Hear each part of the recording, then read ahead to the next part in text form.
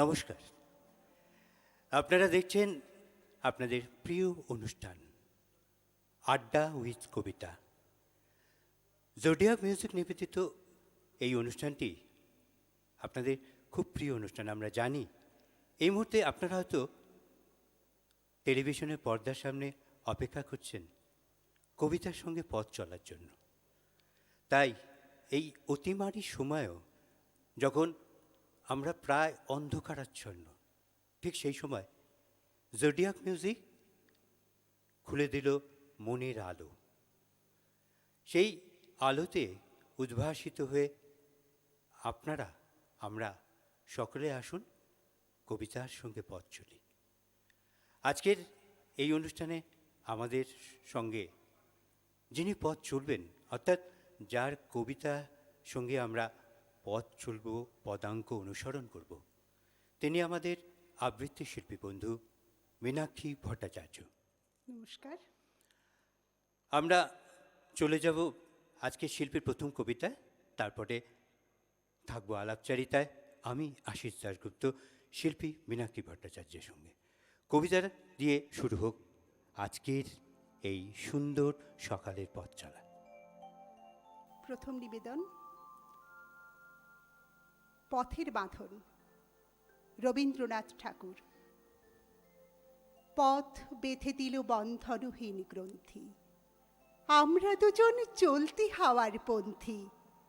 রঙিন নিমেষ ধুলার দুলাল, পরাণী ছড়ায় আবির গুলাল।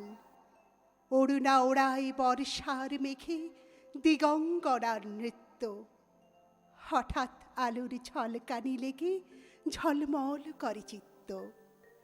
নাই আমাদের কনক চাপার কুঞ্জ, বনবিথিকায় কীর্ণ বকুল পুঞ্জ। হঠাৎ কখন সন্ধ্যা বেলায় নামহারা ফুল গন্ধ এলায়। প্রভাত বেলায় হেলা ভরে করে অরুণ কিরণে তুচ্ছ। উদ্ধত যত শাখার শিখরে রডোডেনড্রন গুচ্ছ। নাই আমাদের সঞ্চিত ধনরত্ন, নাই রে ঘরের লালন ললিত যত্ন। পথপাশে পাখি পুচ্ছ নাচায়, বন্ধন তারে করি না খাঁচায়। ডানা মেলে দেওয়া মুক্তি প্রিয়ের কুজনে দুজনে তৃপ্ত। আমরা চকিত অভাবনীয়ের কচিত কিরণে দীপ্ত। বাহ, চমৎকার! বাঙালির হৃদয়ে রবীন্দ্রনাথ, চেতনায় নজরুল। আর কবিগুরুকে স্মরণ করেই আজকের এই অনুষ্ঠানের শুরু। আপনাকে অসংখ্য ধন্যবাদ। আমরা চলে যাই আপনার পরবর্তী পরিবেশনায়। কার কবিতা নিয়ে আপনার পরবর্তী কবিতা আমার খুব প্রিয় কবি সুনীল গঙ্গোপাধ্যায়ের লেখা পাহাড় চূড়ায়। অনেকদিন থেকেই আমার একটা পাহাড় কেনার শখ, কিন্তু পাহাড় কে বিক্রি করে তা জানি না। যদি তার দেখা পেতাম, দামের জন্য আটকাতো না। আমার নিজস্ব একটা নদী আছে, সেটা দিয়ে দিতাম পাহাড়টার বদলে। কে না জানে পাহাড়ের চেয়ে নদীর দামই বেশি। পাহাড় স্থানু, নদী বহমান, তবু আমি নদীর বদলে পাহাড়টাই কিনতাম, কারণ আমি ঠকতে চাই। নদীটাও অবশ্য কিনেছিলাম একটা দ্বীপের বদলে।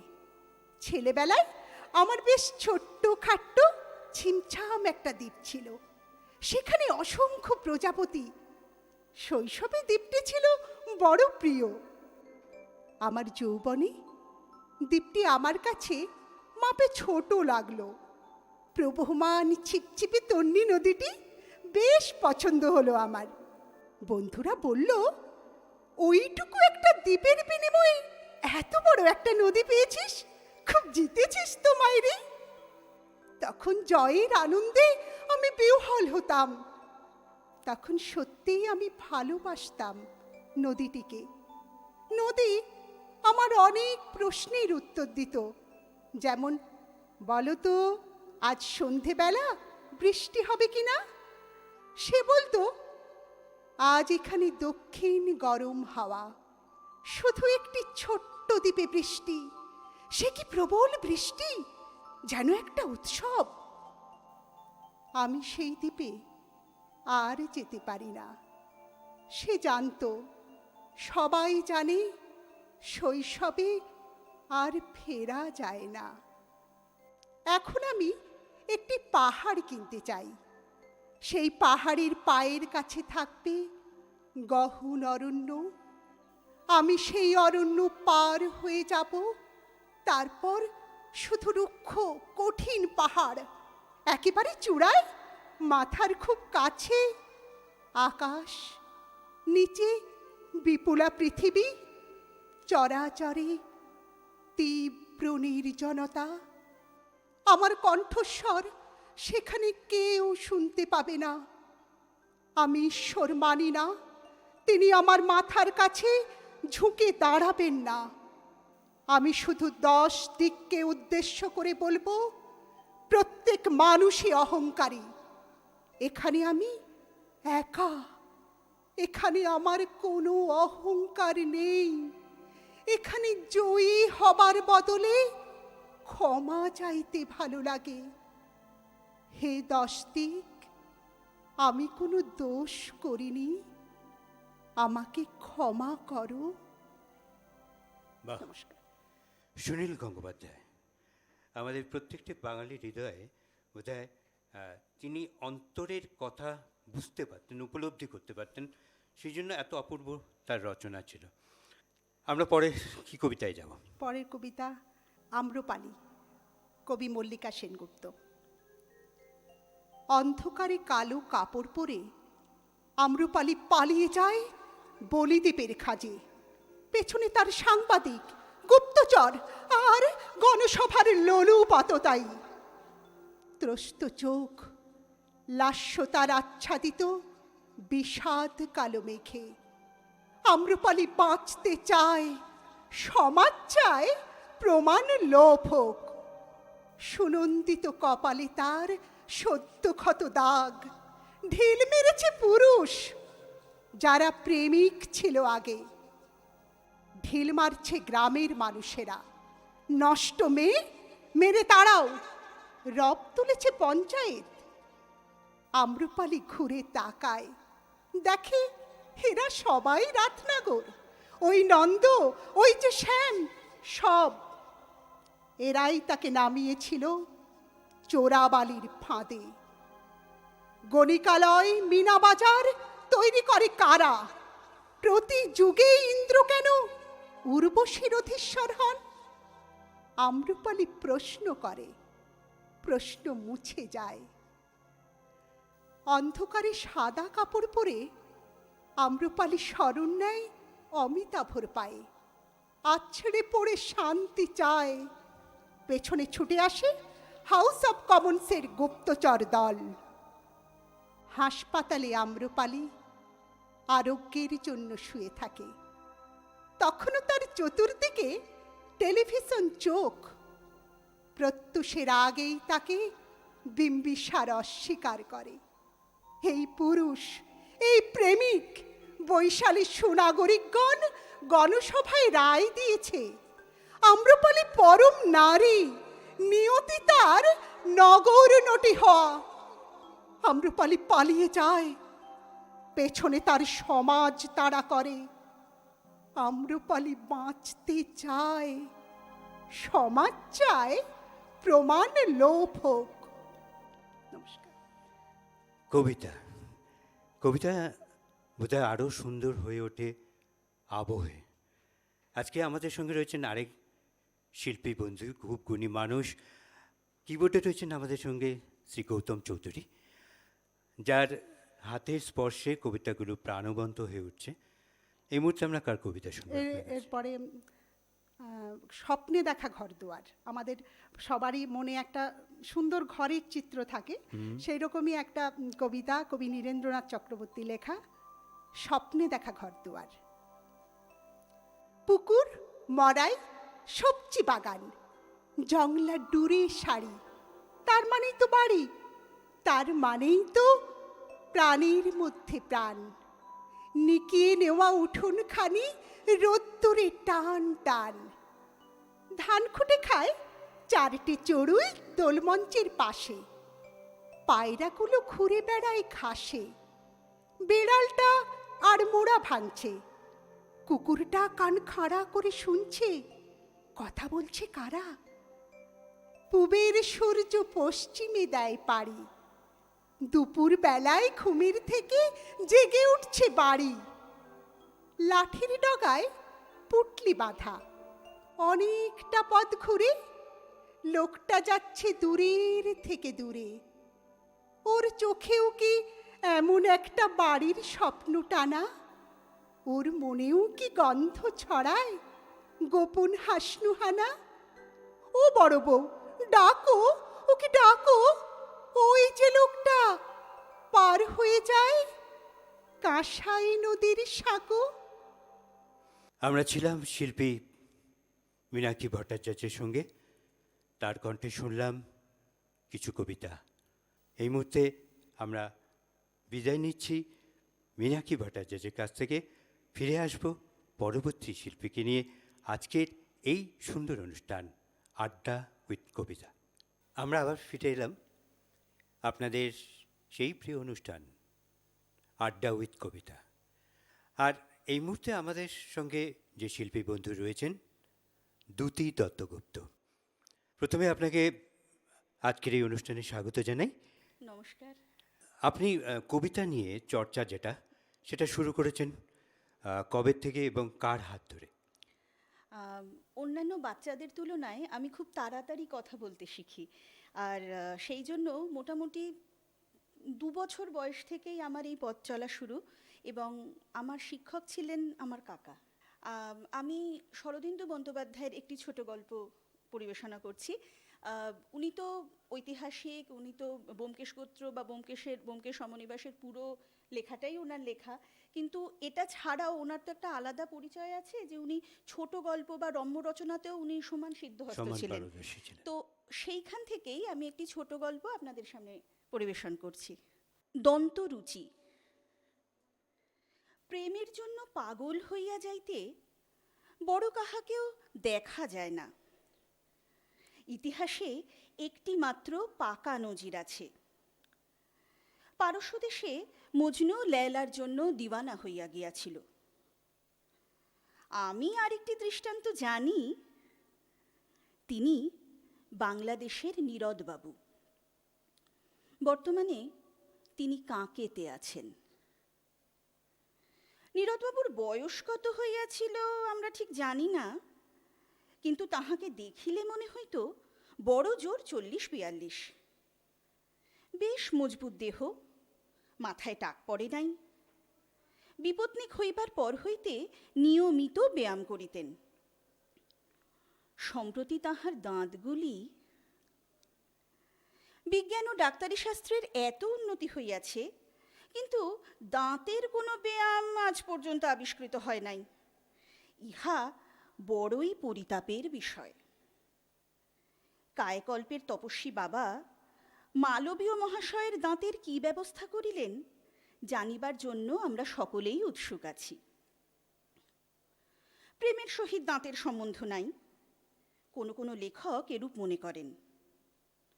প্রেম চিবাইয়া খাইবার বস্তু নয়, তাহা মানি, কিন্তু সাধারণত প্রণয় ঘটিত ব্যাপারে দন্তরুচি কৌমুদী যে অবহেলার বস্তু নয়, তাহা অবশ্য স্বীকার করিতে হইবে। শকুন্তলার যদি একটিও দাঁত না থাকিত, অথবা রোমিও যদি সদ্যজাত শিশুর মতো ফোগলা হইতেন, তাহা হইলে তাহাদের প্রেম কত দূর অগ্রসর হইত তা বিবেচনার বিষয়। কিন্তু যাক, বাজে কথার মোহে নীরদবাবুর নিকট হইতে আমরা দূরে চলিয়া যাইতেছি। শৈশবকালে নীরদবাবুর যাহারা নামকরণ করিয়াছিলেন, তাহাদের মনে সম্ভবত পরিহাসের অভিপ্রায় ছিল না, কিন্তু বর্তমানে তাহার জনৈক সংস্কৃতজ্ঞ বন্ধু এই বলিয়া তাহাকে পরিহাস করিতেন যে তাহার নামটি নিম্নোক্তভাবে সিদ্ধ হইয়াছে, যথা নিঃযুক্ত রদ, নীরদ। কিন্তু ব্যাকরণ ঘটিত রসিকতায় আমাদের রুচি নাই। আর তাছাড়া হোয়াটস ইন আ নেম? নীরদবাবু হঠাৎ একটি পার্টিতে গিয়া প্রেমে পড়িয়া গিয়াছিলেন। যুবতীটি চঞ্চলা, রসিকা, কলহাস্য নিপুণা। প্রথম আলাপেই নীরদবাবুর সহিত অন্তরঙ্গের মতো চটুল রহস্যালাপ করিয়া হাস্যবিচ্ছুরিত দশন ছটায় তাহার চোখে ধাঁধা লাগাইয়া দিয়াছিলেন।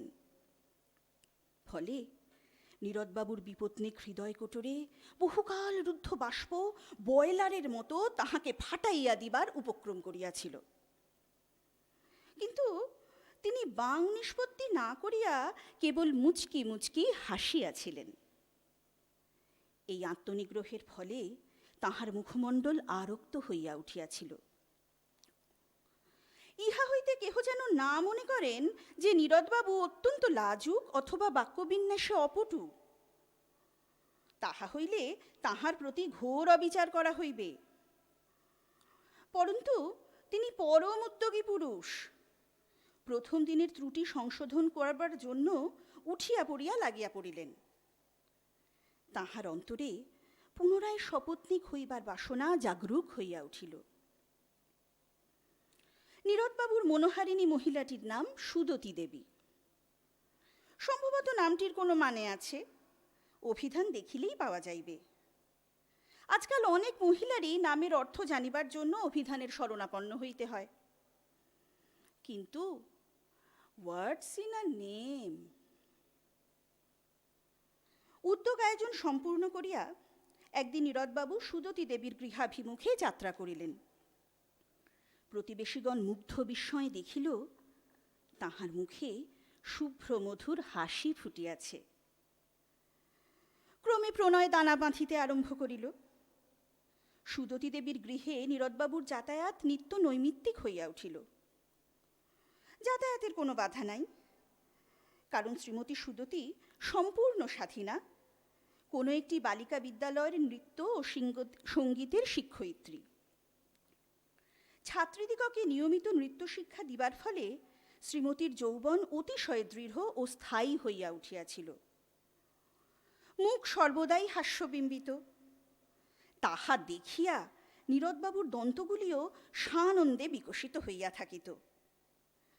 এইরূপে হাসিতে হাসি মেশামেশি হইয়া উভয়ের মনে রাসায়নিক মাদকতার উদ্ভব হইতে লাগিল।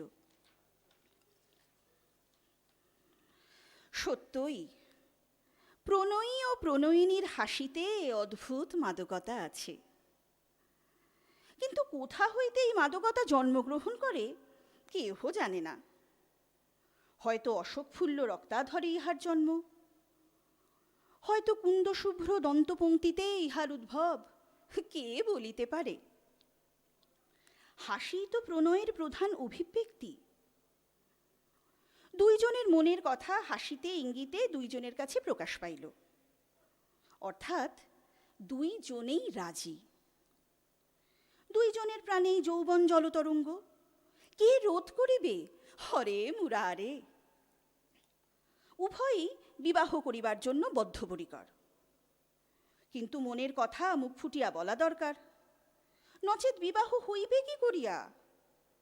শুধু হাসিলে আর যাহাই হোক বিবাহ হয় না। শেষে নীরদবাবুই প্রস্তাব উত্থাপন করিবেন মনস্থ করিলেন। কিন্তু নীরদবাবুর প্রাণে যৌবনের সঙ্গে কাব্যের জলতরঙ্গ জোয়ারের বেগে প্রবেশ করিয়াছিল। গতানুগতিকভাবে ঘরের কোণে বিবাহের প্রস্তাব করা তাহার পছন্দ হইল না। তার চেয়ে মুক্ত আকাশের তলে, গঙ্গার তীরে সন্ধ্যার সমাগমে পশ্চিম দিগ্বধূ যখন সোনার স্বপ্ন দেখিবে, সেই সময় নির্জন বনপথে দুইজনে হাত ধরাধরি করিয়া বেড়াইতে বেড়াইতে নীরদবাবু স্থির করিলেন আগামী রবিবারে তিনি শ্রীমতী সুদতীকে লইয়া মোটর যোগে বটানিক্যাল গার্ডেনে বেড়াইতে যাইবেন। নিজে মোটর চালাইয়া নীরদবাবু বোটানিক্যাল উদ্যানের অভিমুখে চলিয়াছেন, পাশে সুদতী দেবী। নির্জন পথের উপর দিয়া হু হু করিয়া মোটর চলিয়াছে। বায়ুর সুবেগ ভরে সুদতীর দেবীর অঞ্চল উড়িতেছে।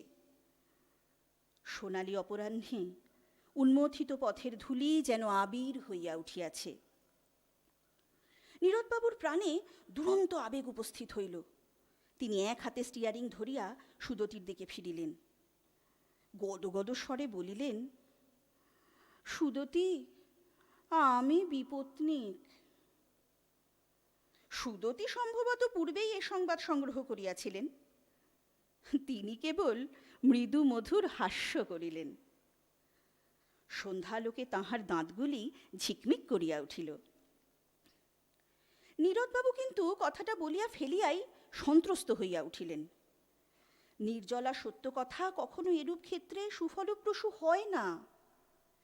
তিনি নিজের অবিমৃষ্যকারিতা সংশোধন করিবার জন্য বলিলেন, কিন্তু আমার বয়স মানে ৩৫ বছর। সুদতী দেবী সলজ্জভাবে মুখটি নিচু করিয়া বলিলেন, আমার বয়স ২১। চিত্রগুপ্ত যদি অন্তরিক্ষে থাকিয়া উক্ত কথাবার্তা শুনিতে পাইতেন, তাহা হইলে নিজের হিসাব নিকাশ লইয়া বড়ই বিপদে পড়িতেন। কিন্তু নীরদবাবুর প্রাণ আর ধৈর্য মানিল না। তিনি স্টিয়ারিং হুইল ছাড়িয়া দিয়া দুই হাতে সুদতির হাত চাপিয়া ধরিয়া আহ্লাদ ভরে বলিলেন, সুদতি, আমি তোমাকে মানে তোমার দাঁতগুলো ঠিক মুক্তোর মতো, মানে তুমি আমাকে বিয়ে করবে? মোটরখানা বোধহয় এই সুযোগেরই অপেক্ষা করিতেছিল। সে নিমেষের মধ্যে পথের ধারের একটা খানা উল্লঙ্ঘন করিয়া পরিপূর্ণ একটি ডিগবাজি খাইয়া চিত হইয়া শুইয়া পড়িল। সুদতী ও নীরদবাবু ঘাসের ওপর ছিটকাইয়া পড়িলেন। দৈবক্রমে দুজনের দেহই অক্ষত রহিল বটে, কিন্তু আকস্মিক বিপর্যয়ে মাথা ঘুরাইয়া গেল। বহির্চেতনা ফিরিবার সঙ্গে নীরদবাবু দেখিলেন তিনি পা ছড়াইয়া ভূমিতলে বসিয়া আছেন এবং তাহার সম্মুখে দুই পাটি দাঁত। চমকিয়া নীরদবাবু নিজের দাঁতের পাটি নিজের মুখের মধ্যে পুরিলেন। সঙ্গে সঙ্গে সুদতী দেবীর প্রতি তাহার দৃষ্টি পড়িল। তিনিও ঘাসের উপর বসিয়া আছেন। নীরদবাবু দেখিলেন সুদতী দেবীও তাড়াতাড়ি দুই পাটি দাঁত মুখের মধ্যে পুরিতেছেন। কিন্তু এ কি হইল? নীরদবাবুর দাঁত তাহার মাড়িতে বসিতেছে না কেন?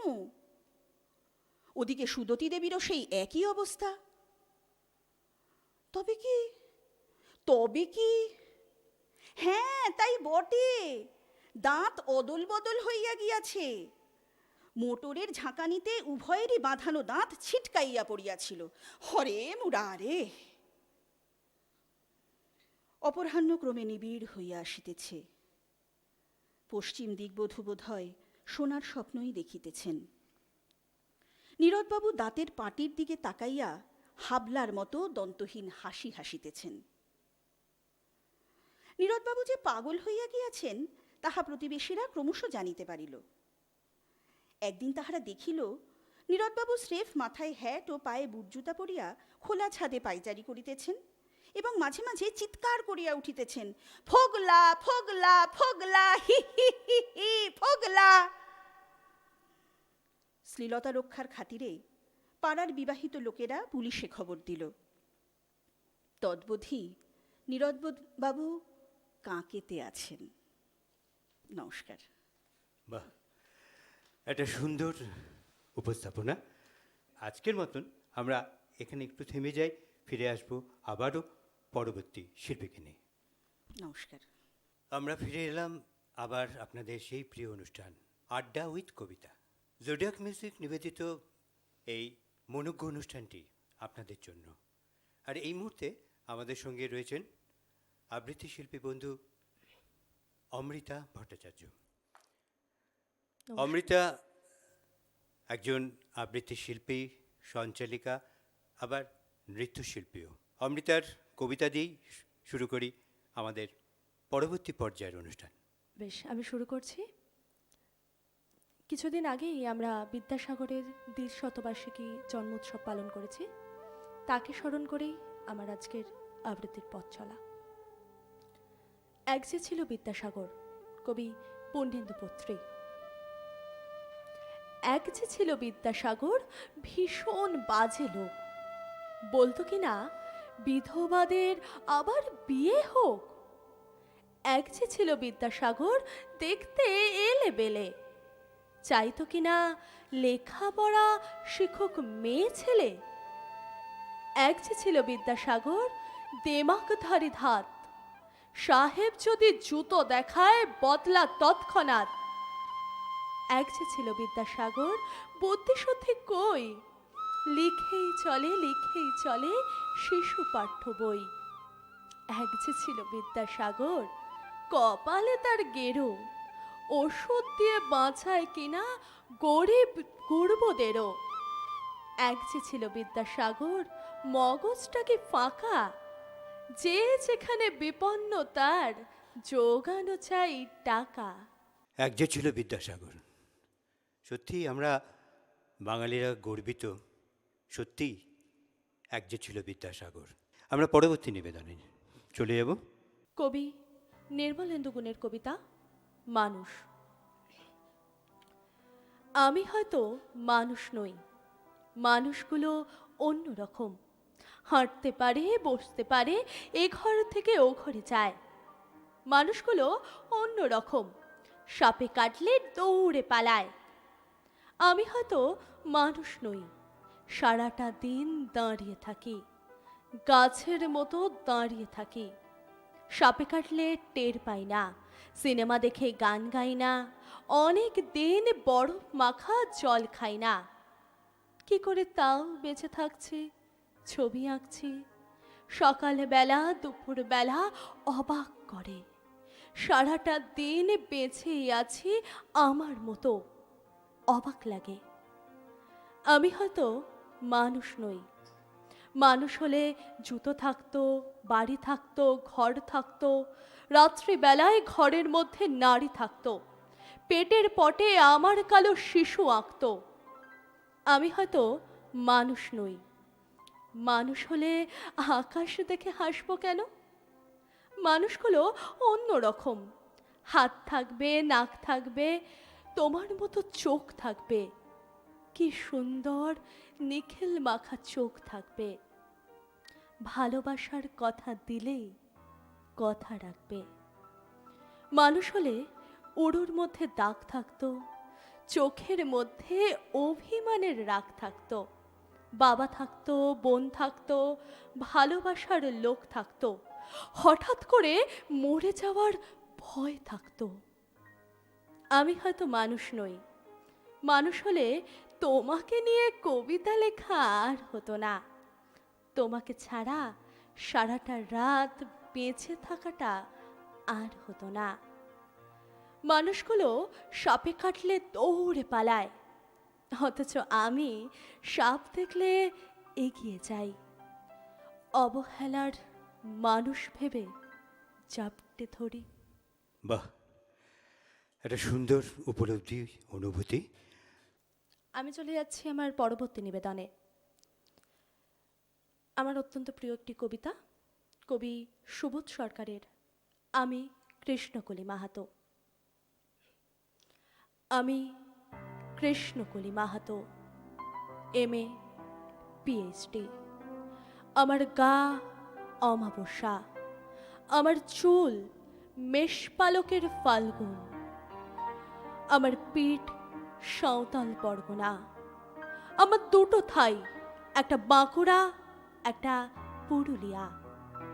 আমি গড়িয়াহাটার মেয়েদের মতো আরশোলা দেখে ভয় পালিয়ে আসি না। বোমায় বাঁ হাত উড়ে যাওয়া বাবা কতবার আমার বই পড়িয়ে দিয়েছে, কতবার আমার দুঃখী মা বলেছে মেয়েদের বড় হতে নেই। মা, আমি ইউরোপ থেকে ডাক পেয়েছি, এই দেখো ইমেল। দলিত সম্মেলনে আমি পেপার পড়তে চলেছি। মা, আমি তোমার কৃষ্ণকলি মাহাতো, MA PhD। আমি যার কাছে PhD করতাম সেই প্রফেসর আমাকে রায়চক নিয়ে যেতে চাইলেন। আমি বললাম, কেন, রায়চক কেন? উনি বললেন, রায়চকে না গেলে PhD পূর্ণ হয় না। আমি বললাম, আমি আপনার ফ্ল্যাটে যেতে পারি? উনি আঁতকে উঠলেন, বললেন, না না, আমার বাড়ি না। আমার পিএইচডি 1 বছর পিছিয়ে গেল। আমি ফোন করলাম, স্যার আমি রায়চক যাব। হোটেলের ঘরে তিনি আমার মুকুটমণিপুরে হাত দিলেন, আমার সাঁওতাল পরগনার হুক খুলে ফেললেন, হাঁ করে দেখতে থাকলেন আমার বাঁকুড়া, আমার পুরুলিয়া। আমার 2 অগ্নিগোলকের কাছে মুখ নিয়ে এলেন, তখনই চিৎকার, আগুন আগুন আগুন, আমি পারবো না। প্রফেসর আমাকে ফেলে পালিয়ে গেলেন। আমি কৃষ্ণকলি মাহাতো, MA পিএইচডি। কত কষ্ট করে, কত অপমান সহ্য করে, জঙ্গলে রাত জেগে বই পড়ে আমি এখানে এসেছি। কেউ আমাকে জায়গা ছেড়ে দেয়নি, কেউ কাউকে জায়গা ছেড়ে দেয় না, না কলকাতায় না পুরুলিয়ায়। মা, আমি চেক ইন করে ভেতরে এলাম। মা, আমি ইমিগ্রেশনে দাঁড়িয়ে, বাবাকে দেখে রেখো। মানুষটার একটা হাত নেই। অফিসার আমার নাম উচ্চারণ করলেন, কৃষ্ণকলি মাহাতো। মা, আমি বিমানের সিঁড়ি দিয়ে উঠছি, বিমান সেবিকা আমাকে ম্যাডাম বলল, আমাকে আমার নাম্বারে নিয়ে গিয়ে বসালো। আমি সিট বেল্ট বেঁধে ফেললাম। প্লেন রানওয়ে ধরে দৌড়তে শুরু করেছে। দৌড় দৌড় দৌড়, কি গতি, কি তেজ, কি আওয়াজ! আমার মনে হলো বিমান রানওয়ে ধরে দৌড়াচ্ছে না, দৌড়াচ্ছি আমি আমি আমি আমি কৃষ্ণকলি মাহাতো, MA পিএইচডি। আমি কৃষ্ণকলি মাহাতো। খুব সুন্দর। এই কৃষ্ণকলি মাহাতোরা আজও আমাদের মধ্যে রয়েছেন। এটা শুধু একটা কবিতা নয়, কঠিন বাস্তব। আমরা অনুষ্ঠানের প্রায় শেষ লগ্নে চলে যাব অমৃতার আরেকটি নিবেদনে। কার কবিতা? আমার আজকে শেষ নিবেদনে আছে কবি ভবানী প্রসাদ মজুমদারের শিশুদের নিয়ে লেখা একটি ছড়া। বিশিষ্ট ছড়াকার আমরা সকলেই জানি ভবানী প্রসাদ মজুমদার। ঘুমিয়ে আছে শিশুর পিতা। কেউ বলে না তোমরা সবাই ফুলের মতো ফোটো, কেউ বলে না সত্যিকারের মানুষ হয়ে ওঠো। চেঁচায় সবাই ছোট ছোট ছোট ছোট ছোট, রাত 12টায় যাও শুতে আর ভোর 4টায় ওঠো। একটা কথা রাখবে মনে মাস্ট, সব কিছুতে হতেই হবে ফার্স্ট। লেখায়, পড়ায়, আঁকায়, আবৃত্তিতে, কুইজ, ডিবেট, নৃত্যে বা সঙ্গীতে, ব্যাডমিন্টন, ক্রিকেটে, ফুটবলে, সাঁতার, টেনিস, জলে কিংবা স্থলে, kung fu, karate, judo, martial art, প্রতিটি সেকেন্ড চলবে মেনেই চার্ট। যেভাবে হোক হতেই হবে সব কিছুতে সবার চেয়ে সেরা। বীরের মতো বুক ফুলিয়ে বাবা মার তবেই বাড়ি ফেরা। ভালো করে তাকিয়ে দেখে না কেউ সেই শিশুর দিকে ফিরে। আলোয় আশায় আকাশটা তার কালো মেঘেই যাচ্ছে ঢেকে ধীরে। বাবা বলেন কম্পিউটার, কাকা বলে আইটি, দিদি বলেন ইলেকট্রনিক্স পড়বে আমার ভাইটি, পিসি বলেন ডাক্তার আর মাসি বলেন উকিল, মামি বলেন চ্যাটার বা কস্ট, নইলে দেব 2 কিল। এসডিও বা বিডিও বা ডিএম, এসবই হোক খোকা খুকির দা এম। রবীন্দ্রনাথ, শরৎ, জীবনানন্দ, সুকান্ত বা নজরুলও নয় মন্দ, কিংবা শচীন, বাইচুন বা সৌরভ, বাড়াও নিজের নিজের দেশের গৌরব। নয় এমএলএ, এমপি, মিনিস্টার, কি দাম বিবেক নামক জিনিসটার? ন্যায় নীতি আর প্রেম প্রীতি সব শিখিয়ে রেখে তুলে ইঁদুর দৌড়ে লাফাও, ঝাঁপাও, হাঁপাও দুঃখ ভুলে। সোনার হরিণ হাতছানি দেয় ছোট ছোট ছোট, সফল হয়ে সুখের ক্ষণিক 2 হাত দিয়ে লোটো। আজকের মতন বিদায় নিচ্ছি। আড্ডা উইথ কবিতা আপনাদের প্রিয় অনুষ্ঠান।